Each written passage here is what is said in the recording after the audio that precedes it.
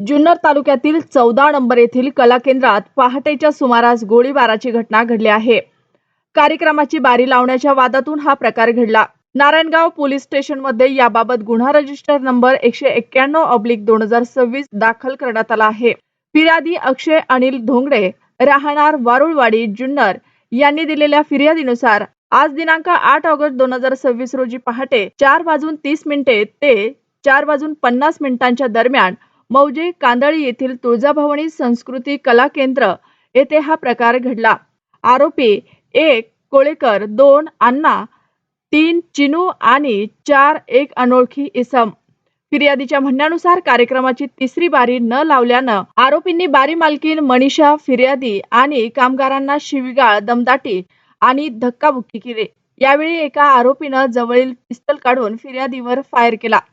फिर्यादी बाजूला झाल्यानं ते बचावले, परंतु तिथे असणारे फिरोज कादिर शेख वय वर्ष 31 राहणार उतूर हे जखमी झाले आहेत। या प्रकरणी भारतीय न्याय संहिता 2023 चे कलम 109(1), 127(1), 115, 352, 351(2), 3, 3(5) आणि शस्त्र अधिनियम 1959 चे कलम 3, 25, 27 नुसार गुन्हा दाखल आहे।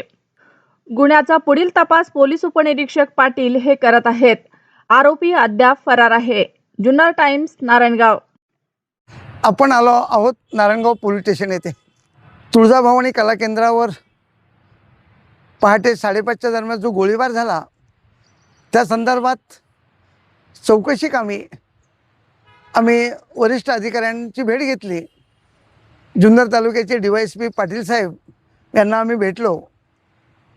साहेबांनी सदर गुन्हेगार पकडण्यासाठी ज्या गुन्हेगारांनी गोळीबार केला ते 2 पथकं त्यांना शोधण्यासाठी, पकडण्यासाठी चाकण या ठिकाणी पाठवण्यात आलेले आहेत।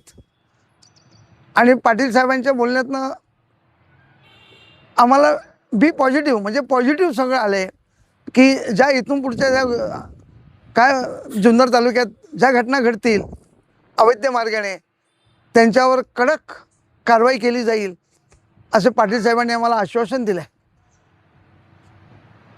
मी जुन्नर तालुक्यातील सर्व जनतेला आव्हान करू इच्छितो की आपली जुन्नर तालुका हा छत्रपती शिवाजी महाराजांची जन्मभूमी आहे।